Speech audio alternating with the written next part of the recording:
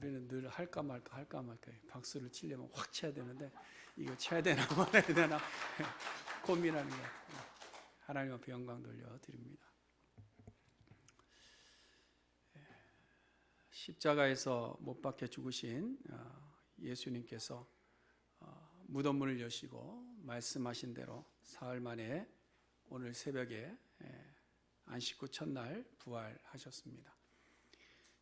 한 사람 첫 아담의 범죄로 인해서 죄가 세상에 들어왔고 그 씨들은 모두 인류는 죄 아래 거하다가 결국은 죽음이라는 것을 우리가 맞이하게 된 것이죠. 그러나 한 사람 둘째 아담의 순종으로 인해서 우리가 의롭다 칭함을 받게 될 뿐만 아니라 새 생명을 약속으로 받게 된 것이죠. 그것이 부활절입니다. 그래서 아담의 범죄가 죽음이라면 예수님의 부활은 생명이다라는 것이죠. 그래서 우리에게 장차 임하게 되는 부활이 없다면 이 세상에서 우리가 가장 미련한 자들이고 가장 불쌍한 자들이 아닌가 그런 생각을 합니다. 그러나 그럴 수 없는 것이 예수님의 부활이라는 것이 신화도 아니고 또 소설도 아니고 꾸며낸 속임수의 이야기들도 아닙니다. 예수님의 부활은 역사적 사실입니다.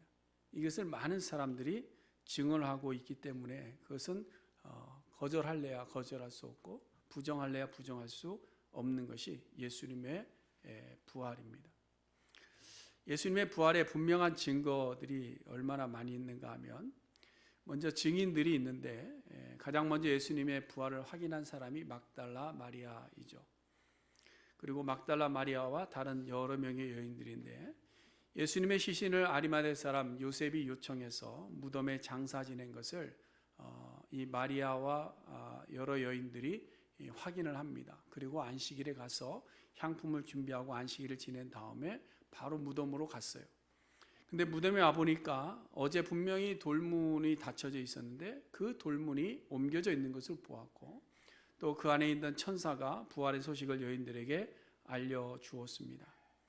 또한 마태의 기록에 의하면 여자들이 제자들이 갈 때에 예수님께서 그들을 만나서 직접 내가 평안하냐 묻기도 했다라고 마태는 그렇게 기록을 합니다. 그래서 여인에게 예수님의 부활을 보이셨죠. 그 다음에 제자들 중에서는 베드로가 가장 먼저 예수님 무덤에 와서 빈 무덤을 확인합니다. 제자들이 함께 모여있는 자리에 또 두 번이나 나타나셔서 제자들에게 예수님의 부활하신 몸을 보이십니다. 한 번은 도마가 없는 자리에 나타나셨고 또 한 번은 도마가 있는 자리에 나타나셔서 그의 손과 발을 다 보여주시고 도마에게는 만져보라 하셔서 부활하신 그 주님의 몸을 직접 제자들에게 보여주셨습니다. 그뿐만 아니라 엠마오로 내려가던 제자들에게도 함께 길을 걸어가면서 주님의 모습을 직접 보여주셨고 그래서 그 엠마오로 가던 두 제자가 다시 예루살렘으로 돌아오게 되죠. 그뿐만 아니라 그 외에 500여 형제들에게 보이셨다 말씀하고 있습니다. 그래서 이들은 다 예수님의 부활하신 몸을 보고 그들이 다 예수의 증인들이 된 것이죠. 근데 여기서 그치지 않고 어떻게 보면 마리아나 아니면 그 예수님의 제자들은 다 예수님을 따르던 자들이니까 그들만이 증언한다면 우리가 그 증언의 신빙성을 의심할 수가 있습니다. 그래서 하나님께서는 예수님의 시신을 무덤에 봉인하고 지키는 일을 그대로 내버려 두시고 부활하실 때에 예수님의 그 무덤을 지키던 병사들을 통해서 예수님의 부활을 목격하게 하시는 거죠. 그래서 마태복음 28장에 보시면 여자들은 빈 무덤을 보고 제자들에게 달려갈 때에 경비병 중에 몇 사람은 이렇게 되어 있습니다. 몇 사람은 대제사장에게로 달려갔다라는. 그리고 그 된 일이 뭡니까? 새벽에 큰 지진이 나는 것, 스스로 돌을 굴리지 않았는데 스스로 돌이 굴려진 것, 또 흰 옷 입은 천사가 나타난 것, 여인들에게 왔다가 빈 무덤을 확인하고 돌아간 것, 이 모든 일들을 경비병들이 보고 그것을 대제사장에게 이야기하러 간 것입니다. 그러니까 경비병은 예수님의 무덤을 지켜서 누가 훔쳐가지 못하게 하려고 지켰는데 도리어 그들이 예수님의 부활을 목격한 자들이 되었다라는 겁니다. 그러나 그들이 예수님의 부활을 목격은 했지만 역시 돈에 약한 것이죠. 그래서 돈을 받고 제자들이 도둑질해 갔다고 거짓말로 보고하고 사람들에게 이야기했는데 그 헛된 내용들이 오늘날까지 그대로 유대인들 사이에 퍼졌다라고 마태는 기록하고 있습니다. 그뿐만 아니라 더 확실한 역사적인 증거가 있는데 그것은 바로 빌라도의 증언입니다. 예수님을 십자가에 내어준 빌라도가 가이사에게 황제 가이사에게 보고서를 썼습니다. 보고서를 썼는데 그 보고서가 지금 그대로 보존되어 있습니다. 그래서 로마의 역사학자 빌레푸스 파테르쿠로스는 이 보고서의 원래 제목을 이렇게 이야기합니다. 예수의 체포와 신문과 처형에 관하여 가이사에게 보낸 빌라도의 보고서, 이렇게 되어 있습니다. 이 보고서의 뒷부분에 보면요, 예수님께서 죽으신 이후에 총독청에서 어느 한 늙은 노인을 이 빌라도가 만났다라고 이야기를 합니다. 어느 한 노인이 울고 있는 것을 보고서 마음이 아파서 넌 누구냐? 그리고 네가 무엇을 바라기에 여기서 울고 있느냐라고 물었다는 것이죠. 근데 이 영감이 그 빌라도 총독 앞에 무릎을 꿇고 대답하기를 저는 아리마대 사람 요셉입니다. 저는 저 십자가에서 죽은 나사렛 예수를 내가 장사 지내고 싶습니다 라고 소원했다는 것이죠. 그래서 내가 너의 소원을 들어줄게. 그래서 예수님의 시신을 아리마대 사람 요셉에게 내어줬다는 보고서를 작성을 한 것을 있습니다.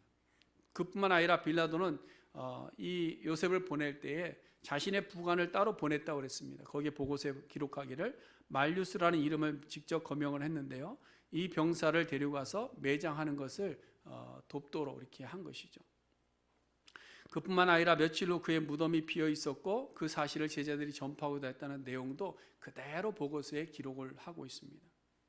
그런데 이 보고서 끝에 보면 빌라도가 이 보고서를 마칠 때 자기 의견을 거기다 첨부합니다.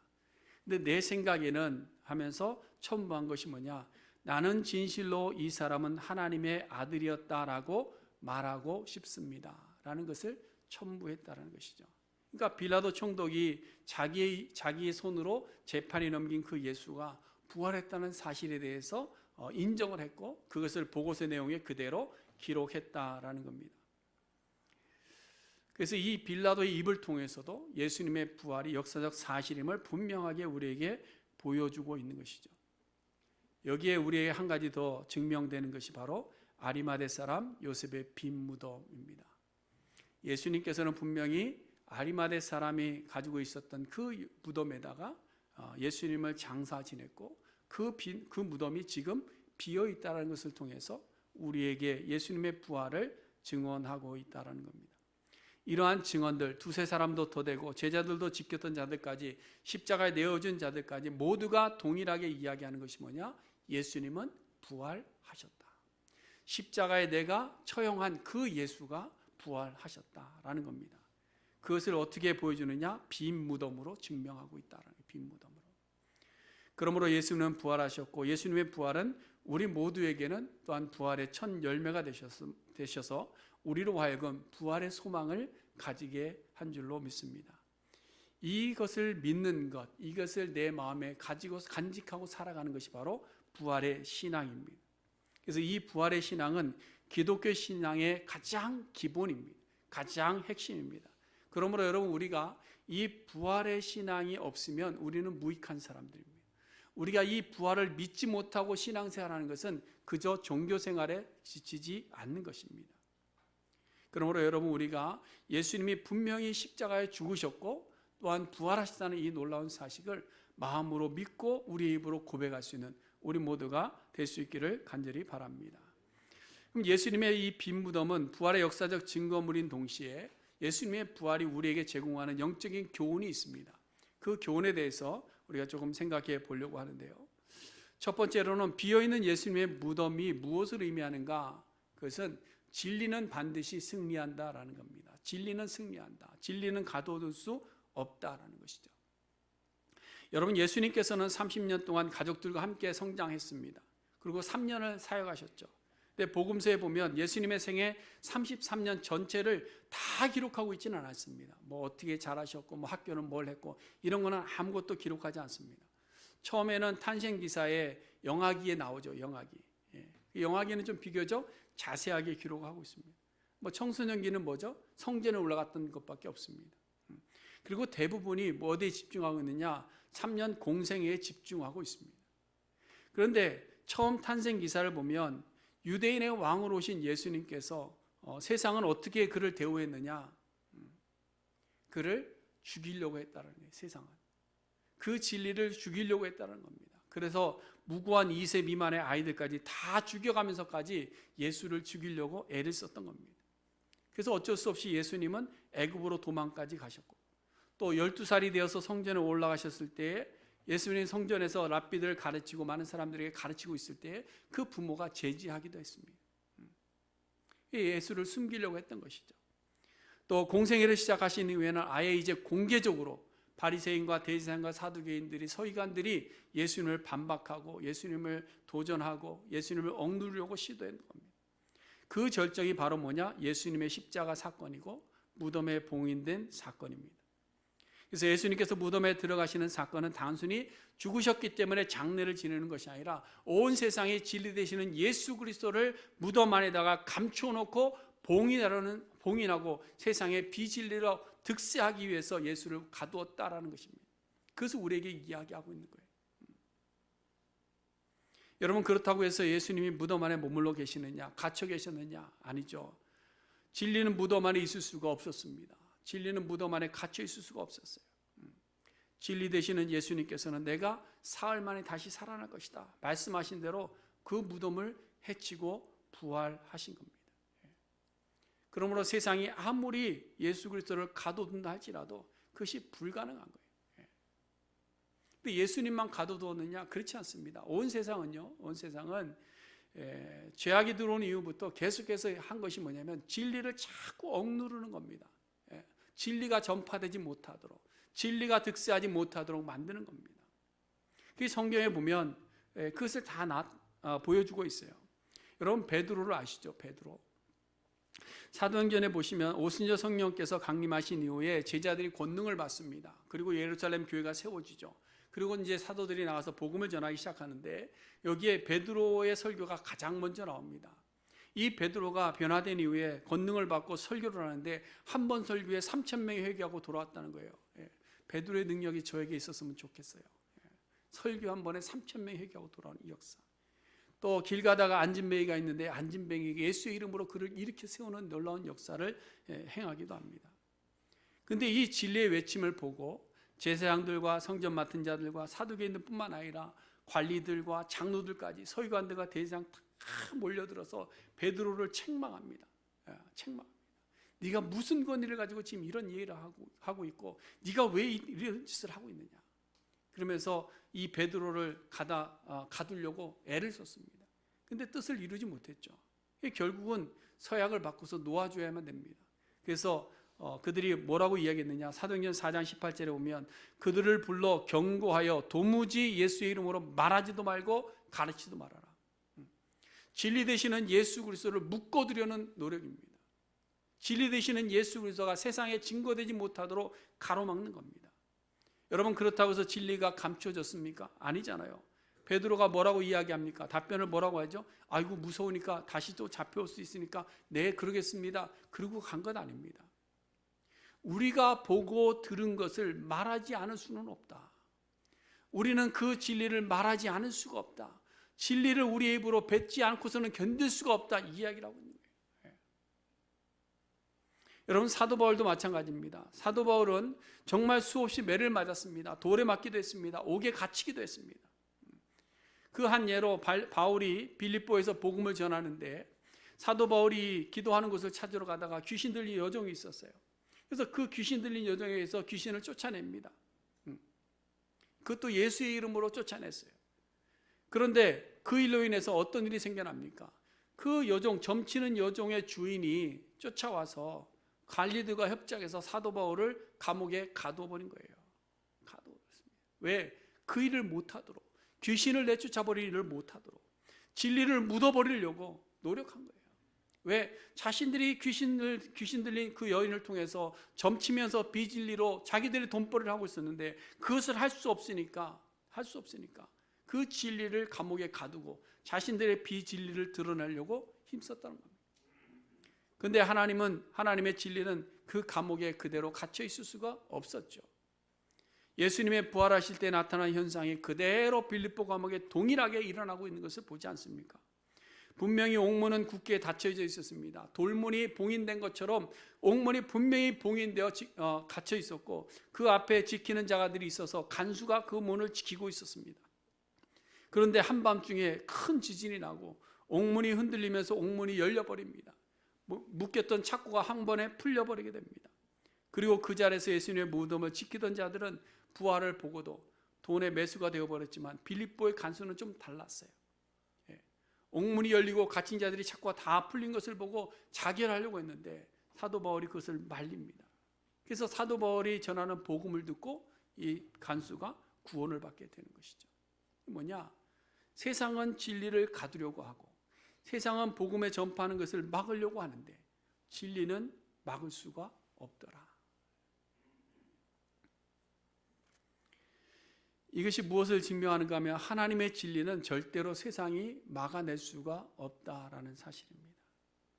오늘날 많은 교회들이요, 세상적 권력과 사회적 이기주의로 인해서 진리 되시는 예수 그리스도를 가로막으려는 시도에 두려움을 가지는 분들이 종종 있습니다. 그래서 누가 욕할까 봐, 누가 또 손가락질할까 봐 가서 예수를 전하지 못합니다. 어디 가서 믿지 않은 사람들에게 예수를 전하지를 못합니다. 그건 뭐냐? 스스로 우리를 가두고 있는 거예요. 그러면서 염려와 근심에 빠져드는 것이죠. 그러나 여러분, 아무리 누리려고 시도한다 할지라도 진리 되시는 예수 그리스도는 반드시 승리할 줄로 믿습니다. 세상이 가지고 오는 환난이 있습니다. 세상이 가져다 주는 두려움도 있습니다. 그러나 염려하며 스스로 근심하며 뒷걸음칠 것이 아니라 우리 안에 있는 진리를 부끄러워하지 마시고 당당하게 부활하신 예수 그리스도를 외칠 수 있는 우리 모두가 될 수 있기를 간절히 바랍니다. 그것이 바로 부활신앙입니다. 부활신앙. 부활신앙이란 뭐냐? 진리가 진리되게 외칠 수 있느냐 없느냐 여기에 있는 거예요. 주님께서 분명히 말씀하셨습니다. 너희가 세상에서 환난을 당한다. 산란 당한다. 그러니까 여러분, 환난 당하는 것을 이상하게 여기지 마세요. 어려움 당하는 것을 이상하게 여기지 마세요. 왜? 세상은 그럴 수밖에 없는 겁니다. 그럴 수밖에 없는 거예요. 그래서 예루살렘 교회가 세워진 이후에 수많은 환난들이 진리를 복인하려고 사도들을 잡아 가두고 사도들의 목을 치기도 하고, 그래서 그들을 잡아서 화형시키기도 하고, 그들을 내어 쫓기도 하고 그랬습니다. 그러나 오직 부활하신 예수 그리스도를 믿는 신앙을 고백한 자들이 어떻게 했습니까? 교회를 유지했고 하나님의 나라를 확장시켜 온 것입니다. 그래서 우리가 지금 예수를 믿고 있는 거예요. 예수를 믿고 있는 겁니다. 이 사람들이 어떻게 그 모든 환난을 이길 수 있었을까요? 그것은 부활하신 예수님께서 이미 세상을 이기셨다는 그 놀라운 진리를 깨달아 알고 있었기 때문입니다. 죽음의 권세가 무덤으로 복인하였지만 예수님께서는 무덤 권세를 물리치셨습니다. 물리치시고 그 머리를 짓밟으시고 승리하셨기 때문입니다. 이제 우리가 이것을 믿고 세상과 타협하지 않고 세상에 물들지 않고 담대함으로 죄악된 세상의 풍조와 맞서서 싸울 때에 진리 되시는 예수 그리스도가 온 세상에 증거되게 될 줄로 믿습니다. 중요한 것은 뭐냐? 그 부활의 신앙을 믿는 우리가 스스로 움츠려들 것이 아니라 그 진리를 드러내는 도구가 될 수 있어야 됩니다. 우리의 입술이 그 도구가 되어야 되고 우리의 행동이 도구가 되어야 되고 우리의 삶이 도구가 되어야 돼요. 그래서 우리를 통해서 부활하신 예수 그리스도를 다시 세상에 드러낼 수 있는 우리 모두가 될 수 있기를 간절히 바랍니다. 그 다음에 두 번째로 예수님의 빈 무덤은 우리에게 어떤 교훈을 주느냐? 예수님의 그 부활의 빈 무덤이 우리를 진리 안에서 자유하게 한다라는 사실, 자유하게 한다. 여러분, 예수님의 부활은요, 사복음서가 공통적으로 다 기록하고 있습니다. 근데 그 기록들이 조금씩 다 달라요. 다릅니다. 그렇다고 해서 부활의 사실이 완전히 다른 것이 아니라 빈 무덤을 본 사람들의 반응과 사람들의 숫자가 조금씩 다 다릅니다. 먼저 여자들을 보면, 여자들에 대한 기록을 보시면요, 마태는 두 마리아를 언급하고 있어요. 두 마리아. 근데 마가는 두 마리아에다가 살로메까지 세 여인을 이야기하고 있고요. 누가는 두 마리아와 요한나와 다른 여자까지 더 많은 여인들을 이야기하고 있습니다. 근데 오늘 본문을 보면 요한은 막달라 마리아 한 여인만 이야기하고 있습니다. 그게 좀 기록한 것이 좀 다릅니다. 그뿐만 아니라 다른 세 복음서는 이 여인들이 모두 빈 무덤을 확인할 때 천사를 만났다라고 말하고요. 마태는 도리어 예수님까지 만났다라고 기록을 합니다. 그러나 오늘 본문에 보면 조금 또 다른 것이 뭐냐면 요한은 천사를 만난 것도 예수님을 만난 것도 없습니다. 여인들이 천사를 만난 것도 예수님을 만난 것도 없고 빈 무덤을 보고 가서 증언할 때 뭐라고 증언했느냐? 누가 주님의 시신을 옮겨갔습니다. 이렇게 증언한 거예요. 그렇게 그냥 여인들이 가서 외쳤다는 거죠. 오늘 본문 한번 보세요. 1절에 옮겨진 것을 보고 2절에 시몬 베드로와 예수께서 사랑하시는 제자에게 이렇게 있습니다. 그 다음에 또 무덤에 갔던 제자들에 대한 내용도 조금씩 다릅니다. 마태와 마가는 제자들이 무덤에 간 사실에 대한 언급이 전혀 없어요. 전혀 없습니다. 그러나 누가를 보면 베드로가 무덤으로 달려가서 빈 무덤을 확인했다라고 기록합니다. 근데 요한이 조금 디테일합니다. 요한은 오늘 본문에서 베드로와 다른 제자가 있었다. 두 사람을 이야기해요. 두 사람.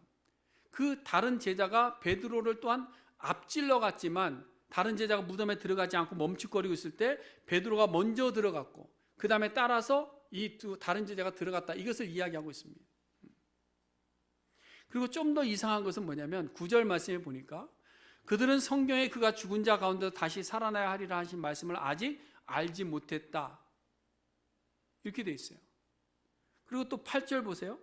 8절 보시면 보고 믿더라 또 이렇게 돼 있고 이 뭔지 모르겠어요.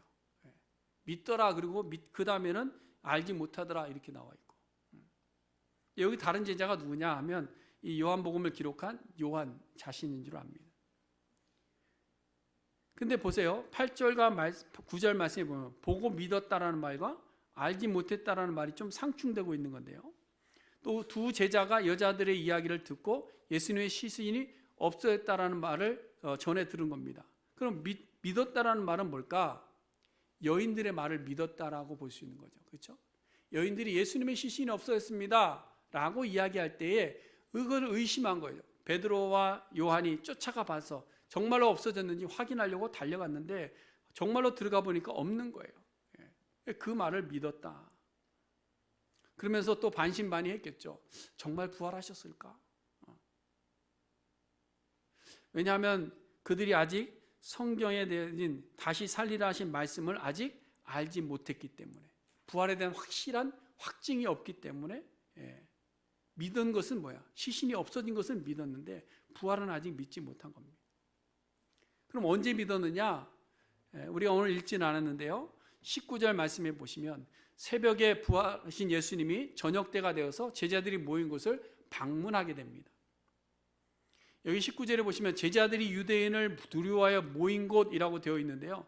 이 모인 곳이 어딜까? 10절 말씀에서 이야기하고 있는 두 제자가 자기들의 집으로 돌아갔다는 이 말이 그냥 각자의 집이 아니라 여기 모여있는 이 장소를 이야기하는 것입니다. 그래서 이제 오늘 요한의 기록을 중심으로 이 모든 것을 이제 요약해서 말씀을 드리면 이런 겁니다. 여인들이 예수님의 무덤에 향품을 가지고 갔습니다. 무덤이 비어있는 것을 봤어요. 천사가 예수님이 이곳에 계시지 않다는 말을 들었음에도 그것이 예수님의 육체적 부활하심인 것을 이해하지 못하고 누가 예수님의 시신을 옮겼구나 라는 이런 생각을 가지고 제자들에게 달려가서 그것을 그대로 전한 겁니다. 예수님의 시신이 없어졌습니다. 이 말을 들은 두 제자 베드로와 요한이 무덤으로 달려가는데 달리기가 요한이 빨랐는지 아니면 젊었는지 요한이 먼저 앞서갑니다. 그래서 먼저 앞서가서 도착을 했는데 또 겁이 많은지 들어가 보지는 못하고 밖에서 이렇게 보고 있는데 베드로가 헐레벌떡 뒤쫓아와서 그냥 들어가 버린 거죠. 들어가서 확인을 하고 나니까 그 다음에 요한이 따라서 들어가서 아 정말 예수님의 시신이 없어졌구나 하는 것을 확인하고 믿게 된 겁니다.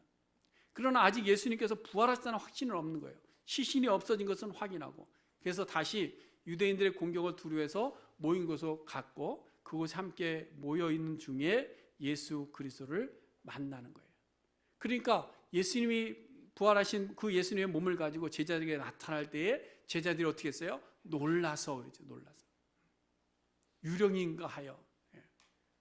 그러나 또한 부활하신 그 주님을 만나면서 기뻐하고 부활에 대한 확신을 그때 가지게 되는 겁니다. 좀 이해가 되셨나요? 좀 복잡한가요? 좀 더 간략하게 말씀드리면 예수님의 빈 무덤은 지식적인 근거가 될 뿐만 아니라 이 지식을 근거로 해서 예수님을 우리가 만나게 될 때에 부활의 신앙 안에서 두려움과 염려는 떨쳐버리고 자유함과 기쁨이 우리의 삶 속에 넘칠 수 있다라는 겁니다. 오늘 본문의 내용을 보면 그렇습니다. 내용의 흐름이 그런 거예요. 빈 무덤을 우리가 지식적으로 아는 것도 중요하지만 그것이 예수 그리스도를 만나게 될 때에 우리 속에 있는 의심과 두려움과 염려는 떨쳐버리게 되고 우리는 자유할 수 있다. 우리의 부활 신앙이라는 것이 그래서 말씀에 대한 믿음이 우선되는 거고요. 이 말씀이 하나님의 말씀이라는 것을 우리가 먼저 확인하고 그 다음에 말씀대로 부활하신 예수님을 우리가 인격적으로 만날 때에 우리의 삶의 변화가 일어난다는 거예요. 여러분 우리의 부활신앙이 아는 부활신앙, 빈 무덤 나도 알아요. 아는 신앙이 아니고 체험적인 신앙이 되는데 그 뭐냐? 하나님의 말씀을 읽고 묵상하고 그 속에서 증거하고 있는 예수 그리스도를 우리가 인격적으로 만날 때에 우리 속에는 부활의 신앙이 자리 잡게 되더라. 그래서 여러분 요한복음 8장 31절과 32절에 보면 이렇게 말씀합니다. 우리 찾아볼까요 한번? 요한복음 8장 우리가 잘 아는 말씀인데요. 8장 31절과 32절 말씀입니다. 제가 있는 신약 성경 159쪽입니다. 159쪽. 우리 같이 읽어보겠습니다. 그러므로 예수께서 자기를 믿은 유대인들에게 이르시되 너희가 내 말에 거하면 참으로 내 제자가 되고 진리를 알지니 진리가 너희를 자유롭게 하리라. 아멘. 자 보세요. 내 말이 먼저 거하고 그렇죠? 내 말이 먼저 거하고 그 다음에 진리를 알지니 진리가 너희를 자유롭게 하리라. 이것이 바로 예수님의 빈 무덤을 대하는 우리의 자세이고 그 다음에 빈 무덤이 우리에게 주시는 놀라운 하나님의 은혜인 것입니다. 사랑하는 성도 여러분, 예수님의 무덤은 비어 있었습니다. 믿으십니까? 예수님의 무덤은 분명히 비어 있었습니다. 그 무덤에 예수님은 분명히 장사되셨습니다. 아리마대 사람 요셉이 분명히 빌라도를 통해서 예수님의 시신을 받았고 그 시신을 분명히 새 무덤에다가 장사 지냈고 봉인하여 돌문을 만들었습니다. 그러나 예수님께서 그 돌문을 파시고 부활하신 것을 여인들도 제자들도 그리고 로마 병사들도 그 다음에 빌라도도 확인을 한 겁니다. 그래서 진리 되신 예수님을 세상이 가둬두려고 했지만 가둬둘 수 없었습니다. 그러므로 우리가 진리 되시는 예수 그리스도의 빈 무덤을 통해서 부활의 주님을 분명히 깨닫게 되시기를 바랍니다. 예수님이 부활했다는 사실을 우리의 입으로만 고백할 것이 아니라 분명히 확신하는 오늘 이 시간이 될 수 있기를 바랍니다.